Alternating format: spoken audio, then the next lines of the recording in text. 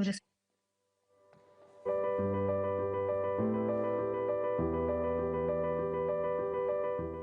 Rail Baltica is the first mega project in Estonia.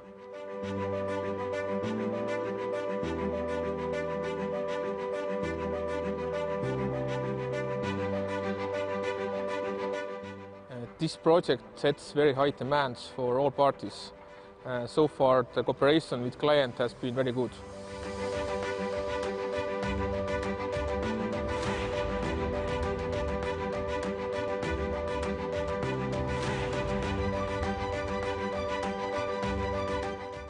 The project has very high demands for concrete quality. We have lots of A-class surfaces, also very tight time schedule and logistical challenges also.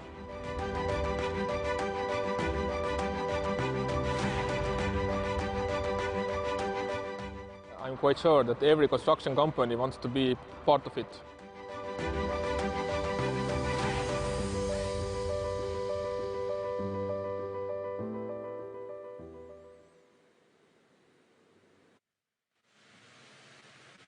Ladies and gentlemen, partners, industry players.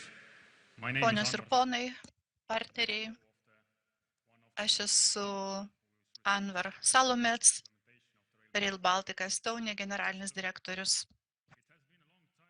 Iš tikrųjų, praėjo nemažai laiko nuo tada, kai matėmės, tačiau galiu patikinti jūs, kad nuo to laiko iš tikrųjų mums pavyko pasiekti nemažai pažangos. Ir aš tiesiog trumpai pateiksiu jums tam tikras įžvalgas apie veiklas, kurias mes per šiuos metus vykdėme. Labai trumpas paaiškinimas apie patį projektą, apie jo apimtis.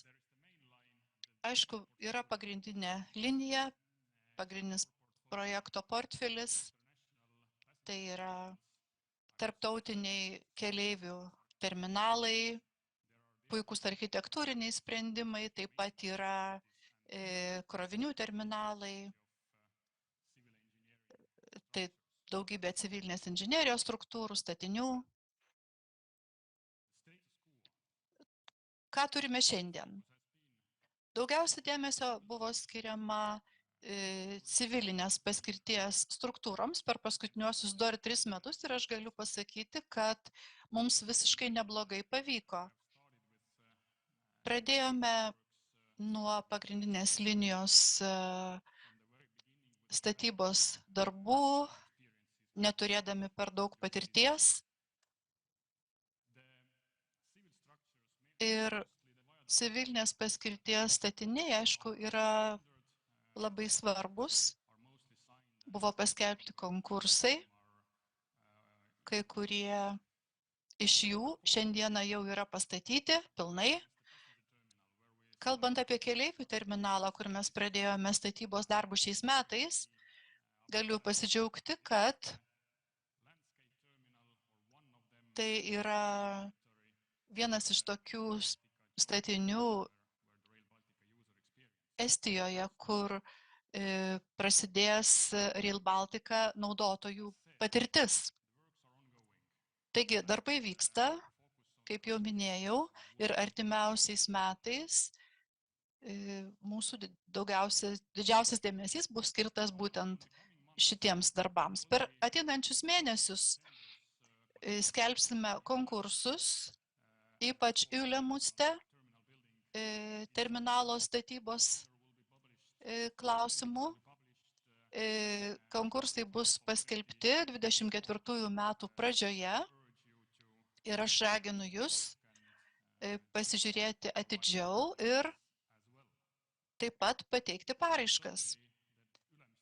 Tačiau kalbame ne vien tik tai apie Ülemuste terminalą, kalbame ir apie Rail Baltica pagrindinę liniją, jos statybos darbus.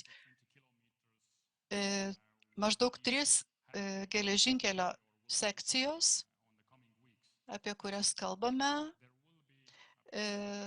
iš viso apie 50 kilometrų papildomos pagrindinės linijos, kuriai bus skelbiami konkursai. kurie prasidės jau šiais metais ir iš viso galiu pasakyti, kad apie 1/3 pagrindinės linijos einančios per Estijos teritoriją konkursai bus paskelbti maždaug per pusmetį. Pirmojoje 24 metų pusėje bus paskelbti konkursai statybos darbams. Prieš perinant prie ateities iššūkių, aš tiesiog noriu atkreipti jūsų dėmesį į vieną įdomią, ypatingą temą. Tai išmoktos pamokos. Ką mums pavyko nuveikti?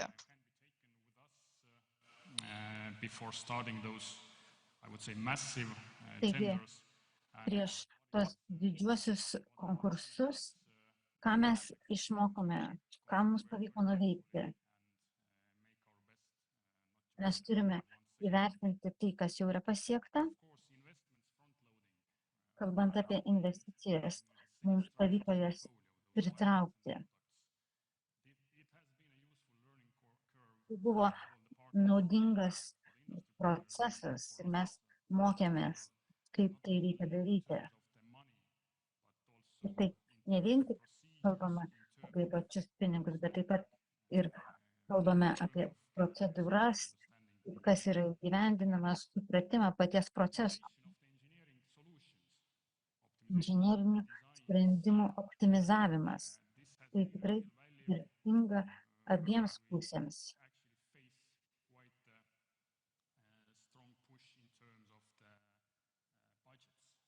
Žinoma, mums reikia galvoti apie biudžetą, mes turime atsižvelgti į jo apribojimus, bet vis tiek reikia užtikrinti kuo geresnę kokybę.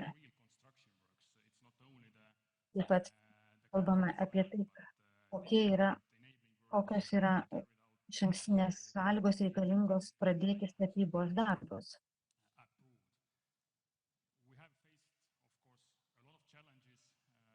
Mes susidūrime su daugeliu įvairių iššūkių, bet aš noriu pabrėžti, kad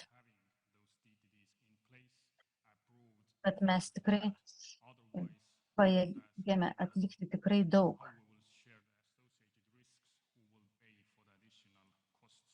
Ir kalbant apie statybos darbų dokumentaciją, atrodytų paprastas. Yra projektai, įgyvendini projektus ir viskas. Ir uždirbi už tai pinigus, atrodytų. Tačiau iš tikrųjų, kai tai reikia įgyvendinti, reikime įgyvendinti greičiau, tai yra nelengva.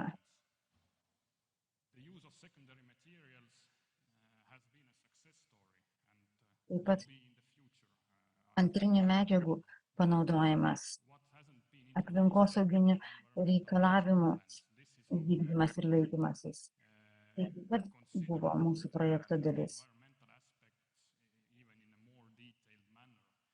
Mes stengiamės atsižvelgti į įvairius aplinkosauginius aspektus, vykdydami savo konkursus.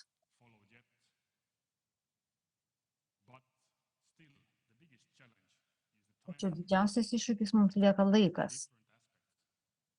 Turtingiems aspektams. Pirma, reikia suprasti rinką. Kada organizuoti konkursus, kaip organizuoti konkursus, kokiomis strategijomis remtis. Mums reikia rinktis. Dalykas finansavimas. Kaip sinchronizuoti finansavimą su statybų planais. Kaip atsižvelgti į tą situaciją, kad pinigų perkamoji vertė mažėja. Taip pat demokratiški procesai ir procedūros.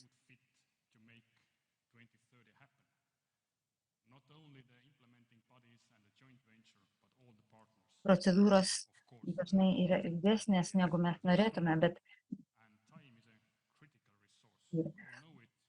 bet nieko nepadarysi. Procedūras reikia įgyvendinti. Ir laikas yra tiesiog kaip išteklis. o be to statybos darbams ne visada mes turime 12 mėnesių per metus dėl oro ir aplinkos sąlygų. Statybos darbų laikas mažėja. Mūsų pagrindinės prioritetas lieka konkursai dėl projekto finansavimo 2027-aisiais, sprendimai, kaip pagreitinti projektą ir galiausiai pagrindinės linijos statyba.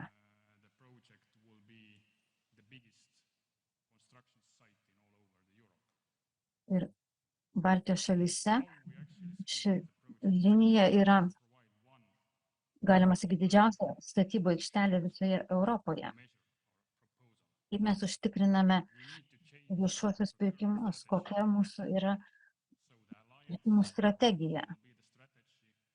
Mūsų tikslas yra turėti alijansą, turėti sąjungą dalyvių. Kodėl aš kalbu apie alijansą? Mums reikia užtikrinti lankstumą ir greitą sprendimų priėmimą. Mums reikia užtikrinti planavimą ir biudžeto planavimą. Reikia gyvendinti inovacijas.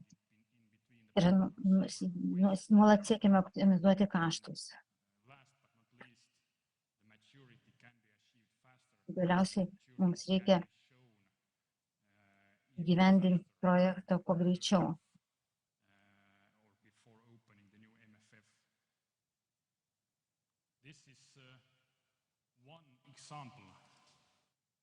Tai yra vienas iš pavyzdžių, kaip galima veikti kartu.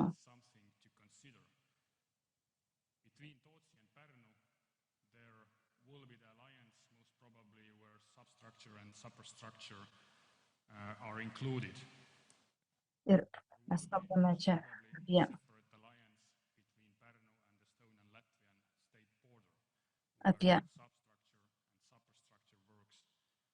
apie struktūrą, apie geležinkelių struktūrą, apatinę dalį, viršutinę dalį, kaip jos yra tarpusavyje susijusios. Mes kalbame apie mūsų pajėgų apvienimą Estijoje, taip pat Latvijoje, Lietuvoje ir tarp visų Baltijos valstybių. Ir galiausiai projekto laikotarpis Estijoje.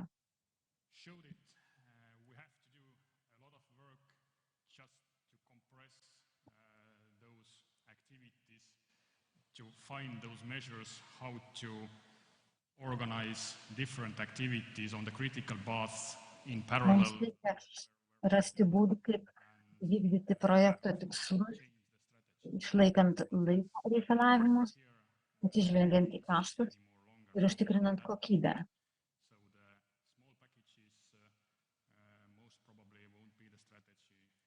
Taigi,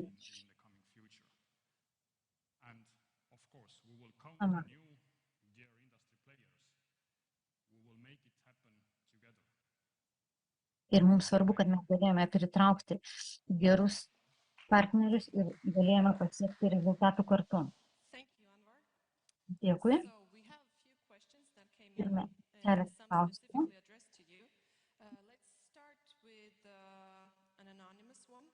Vienas yra anonimiškas klausimas.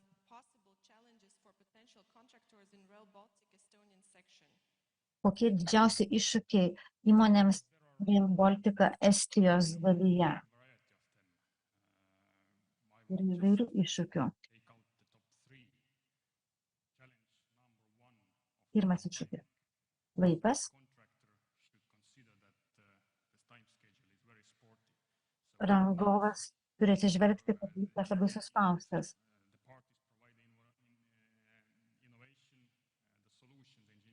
Tai dalykas inovacijos, inovaciniai sprendimai.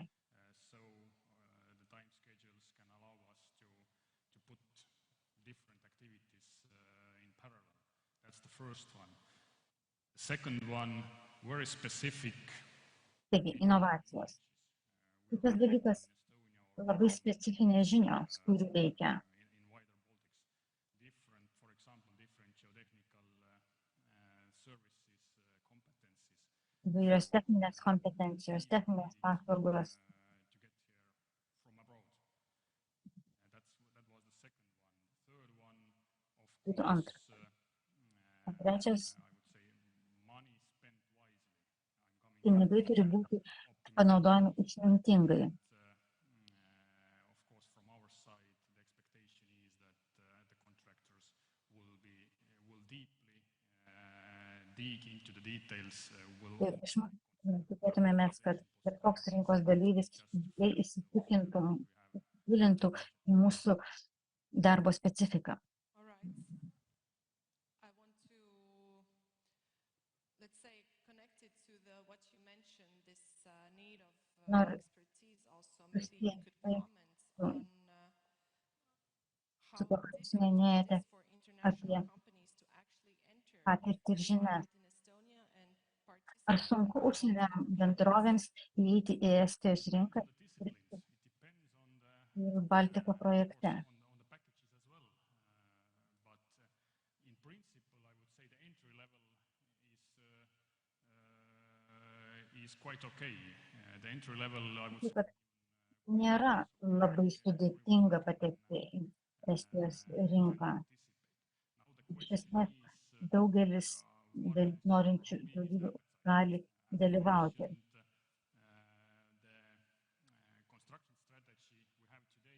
Statybos strategija, kurias laikome šiandien,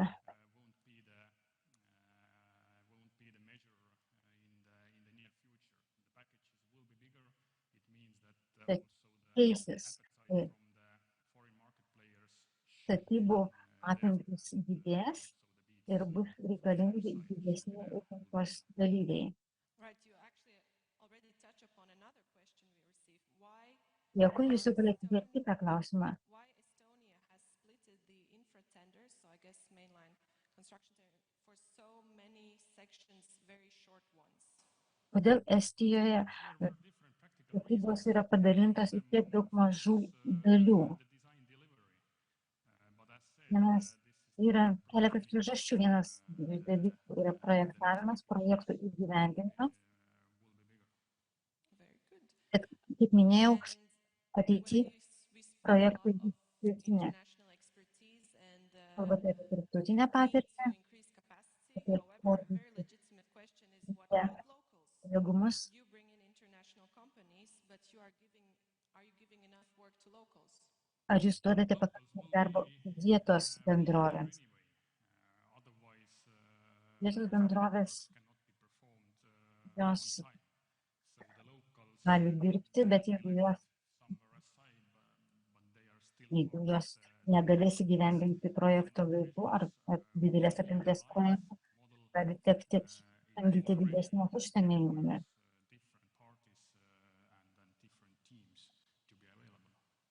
All right.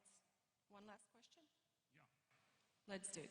Dar vienas klausimas. Question for Anvar. How is the crossing of the Rama bog seen?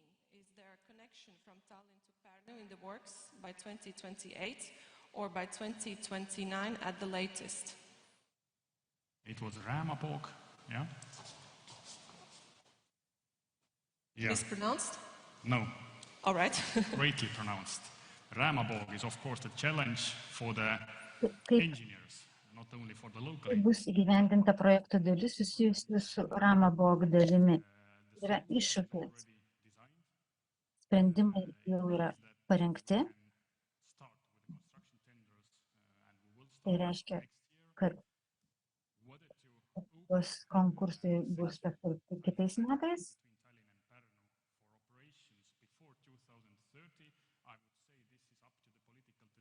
O ar ta geležinkelio dalis bus užbaigta iki 2030 metų, aš manau, kad tai yra iš dalies ir politinis sprendimas.